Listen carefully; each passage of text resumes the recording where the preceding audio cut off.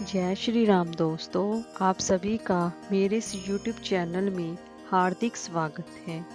हिंदू धर्म में दशा माता की पूजा तथा व्रत करने का विधान है।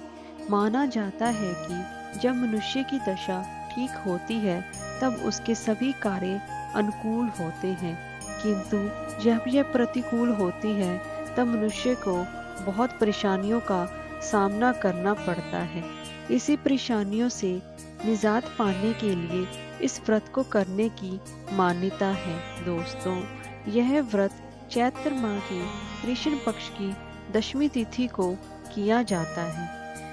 दोस्तों, आज हम इस वीडियो में दशा माता व्रत कथाओं में से 8वीं व्रत कथा में श्रवण करवाने जा रही हूँ। तो चलिए वीडियो शुरू करते हैं। दोस्तों, अगर आपको हमारी ये वीडियो अच्छी लगी हो तो लाइक और शेयर करें और चैनल को सब्सक्राइब करना ना भूलें और कमेंट बॉक्स में जय श्री राम अवश्य लिखें। तो चलिए वीडियो शुरू करते हैं। दोस्तों, पुराने समय की बात है कि एक घर में एक जेठानी देवरानी रहती थी। वे दोनों निसंतान थी। वह मेहनत करके अपना पेट पालती थी। दोनों व्रत पूजन कुछ भी नहीं करती थी। एक दिन दोनों प्रातःकाल गांव में आग लेने गईं। उस दिन गांव में दशा माता का पूजन था, इसलिए उन्हें किसी के यहाँ से भी आग नहीं मिली। आग न मिलने पर जेठानी देवरानी से बोली, आज हम दोनों का भी व्रत रहेगा। शाम को आग मिलने पर ही रसोई बनाकर भोजन करेंगे। दोस्तों, शाम हो जाने पर जेठानी अपनी पड़ोसन के यहाँ से आग लेने गई। पड़ोसन ने उसे आदर पूर्वक बिठाया। जेठानी ने पड़ोसन से पूछा, दशा माता का पूजन करने से क्या होता है?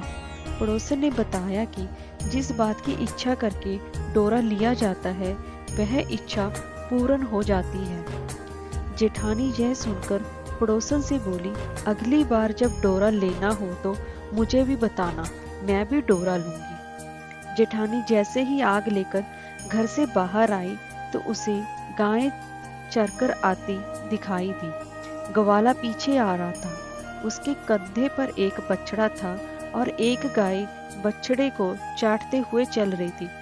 पड़ोसन ने ग्वाले से पूछा, तुम्हारी गाय की पहली बार प्रसव हुआ है क्या? ग्वाले ने बताया कि हाँ। पड़ोसन ने फिर पूछा, गाय ने बछड़ा दिया है या बछिया? ग्वाला बोला, बछड़ा है।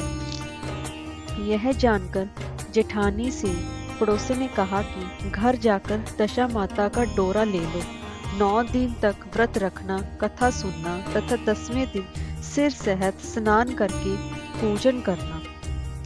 दशा माता चाहेंगी तो 10 दिन के भीतर ही तुम्हारी मनोकामना पूर्ण हो जाएगी। जेठानी ने घर जाकर सारी बातें देवरानी को बताई। दोनों ने दशा माता से मनौती मांगी कि यदि हम दोनों की संतान होगी तो हम सुहागनों को न्योता देंगे। दोनों ने दशा माता का डोरा ले लिया। दशा माता की कृपा से डोरे की पूजा से पहले ही दोनों देवरानी जेठानी गर्भवती हो गई। 9 महीने 9 दिन के बाद दोनों के यहाँ 2 लड़कों ने जन्म लिया। बालकों के नामकरण संस्कार के बाद देवरानी ने जेठानी से कहा, हमने जो सुहागनों को न्योतने की मनौती मांगी थी उसे अब पूरा करनी चाहिए। जेठानी ने कहा कि अभी ऐसी क्या जल्दी है, अब लड़कों का अन्नप्राशन संस्कार होगा तब सुहागनों को न्योता देंगे। दोस्तों, जब लड़कों का अन्नप्राशन संस्कार हुआ तब देवरानी ने जेठानी से सुहागनों को न्योतने की बात कही, परंतु जेठानी ने बात को टाल दिया और कहा कि लड़कों के मुंडन संस्कार पर सुहागनों को न्योता देंगे। होते होते कुछ समय बाद लड़कों का मुंडन संस्कार भी हो गया। देवरानी ने जेठानी को सुहागनों के न्योतने की बात कही। जेठानी बोली, लड़कों की सगाई के समय ही सुहागनें न्योती जाएंगी। लड़के बड़े हो गए, उनकी सगाई भी होगी, परंतु जेठानी ने अब की बार भी सुहागनें नहीं बुलाई। जेठानी बोली, जिस दिन लड़कों के फेरे होंगे उसी दिन सुहागनों को न्योता देंगे। इस पर देवरानी बोली, बहन, तुम्हारी जब इच्छा हो तब सुहागनों को न्योता देना, परंतु मैं तो लगन के दिन ही सुहागने को न्योता दूंगी। देवरानी ने लगन के दिन ही सुहागनों को न्योता दिया, परंतु जेठानी ने कुछ भी परवाह नहीं की। दोस्तों, लगन के बाद मातृ का पूजन करके दोनों दूल्हे बारात सजाकर बैंड बाजे सहित ब्याहने चल दिए। देवरानी के बेटे का विवाह बड़े धूमधाम से सकुशल पूर्ण हो गया, परंतु जेठानी ने सुहागनों को न्योता नहीं दिया था, इसलिए दशा माता ठीक फेरों के समय उसे उठाकर ले गई। दूल्हे के सहसा गायब हो जाने के कारण वर कन्या दोनों में हाहाकार मच गया। उसकी बारात खाली हाथ घर लौटकर आई, परंतु लड़की की माता बड़े संकट में पड़ गई। इस अधब्याही लड़की से कौन विवाह करेगा? पड़ोस की चतुर सुहागनों ने लड़की की माता को समझाया कि ब्याह का जो सामान बचा है उस सामान को लड़की के हवाले कर दिया जाए। लड़की भिखारियों को सदा व्रत देने लगी। दोस्तों, एक दिन एक साधु तीर्थ यात्रा करता हुआ वहां आया। गांव से घने जंगल में एक पीपल का पेड़ था। लोग इस पीपल के पेड़ को पारस पीपल कहते थे। उसी पेड़ पर दशा माता का निवास था। साधु चलता चलता शाम को उसी पेड़ के नीचे ठहर गया। झाड़ूदार ने आकर उसी पेड़ के पास के मैदान में झाड़ू लगाई। वहां पर फिर पानी का छिड़काव कर दिया तथा माली ने वहां पर फूल बिखेर दिए। तब अनेक देवता अनेक प्रकार की पोशाक पहनकर आने लगे तथा उस स्थान पर बैठने लगे। सबसे बाद में स्वर्ग के राजा इंद्र का सिंहासन उतरा। इसी के साथ स्वर्ग की अप्सराएं आकर सिंहासन के चारों ओर नाचने लगी। दोस्तों, उसी समय अधब्याहे लड़के को गोद में लेकर दशा माता पीपल के पेड़ से नीचे उतरी।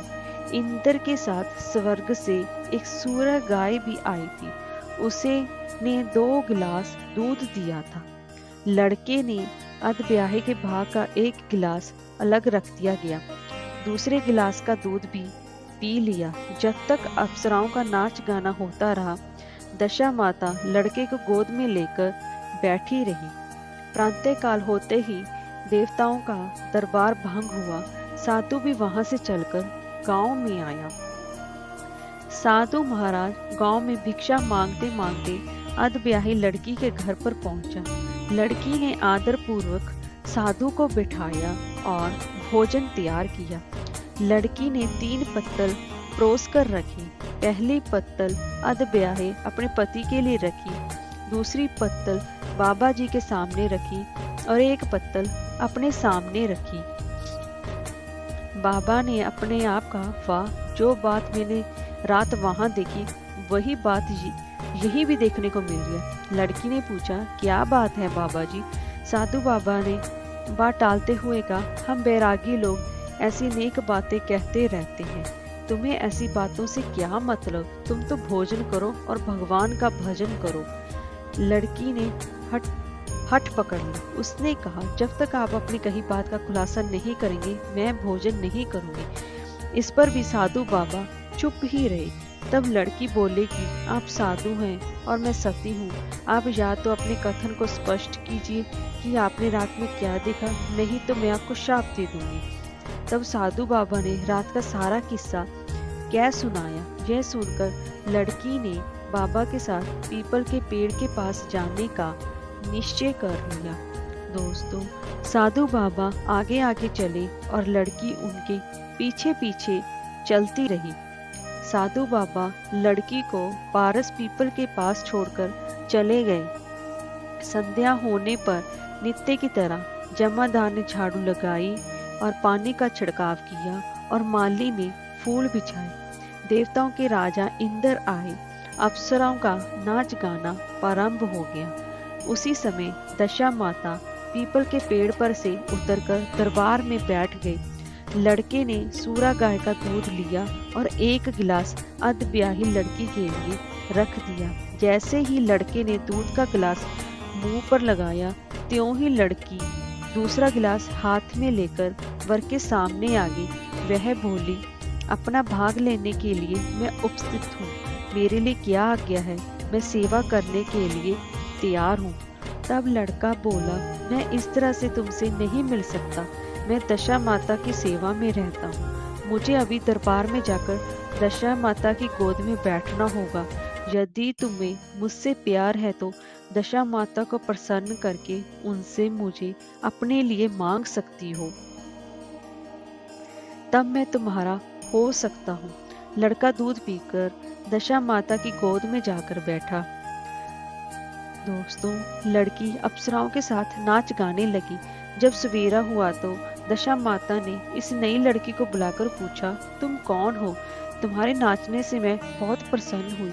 जो कुछ मांगना चाहती हो मांग लो। लड़की ने दशा माता से वचन ले लिया कि मैं जो कुछ मांगूंगी वह आप मुझे प्रदान करेंगी। तथास्तु कहने के बाद लड़की ने दशा माता से अपने पति को पकड़कर कहा, मुझे यही चाहिए। दशा माता ने कहा, तूने मांगा तो बहुत, परंतु मैं वचन दे चुकी हूँ। इसी कारण मैं तेरे पति को तुझे वापस देती हूँ। राजा इंद्र ने पूछा कि भगवती, ये सब क्या राज है? मैं इस राज को जानना चाहता हूँ। तब दशा माता ने बताया कि यह लड़का मेरे वरदान से ही प्राप्त हुआ था और इसकी माता ने मनौती मांगी थी कि लड़का पैदा होने पर मैं सुहागनों को न्योता दूंगी, परंतु उसने अभी तक अपना वचन पूरा नहीं किया। इस कारण मैं इस लड़के को विवाह मंडप से उठा लाई थी। ये लड़की इसकी अधब्याही पत्नी है और पतिव्रता है। पतिव्रता होने के कारण ये देव समाज में पहुंचकर मुझसे अपना पति मांग रही है।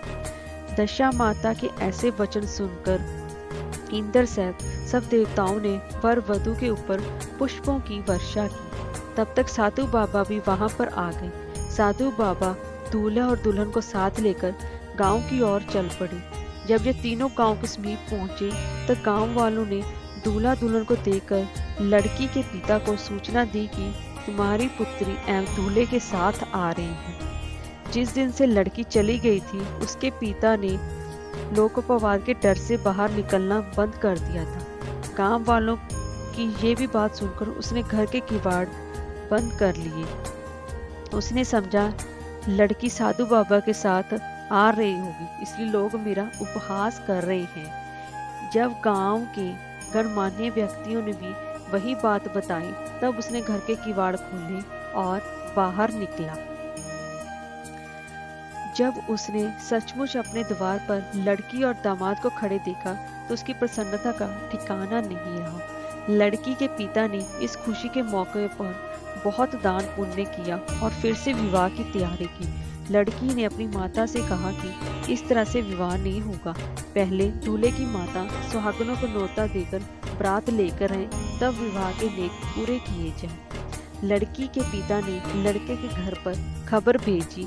लड़के की माँ ने पहले सुहागनों को न्योता दिया, तब बारात चली। बड़ी धूमधाम से विवाह हुआ। वर वधू दोनों अपने घर पर आ गए। वधू की खुशी में लड़के की माता ने दोबारा सुहागनों को न्योता दिया। उसी समय से विवाह के दिन वर के घर पर सुहागनों का न्योता देने की प्रथा चली आ रही है। दशा माता ने जिस तरह सती की दशा बदली वैसी वह सभी का कल्याण करे। जय श्री राम।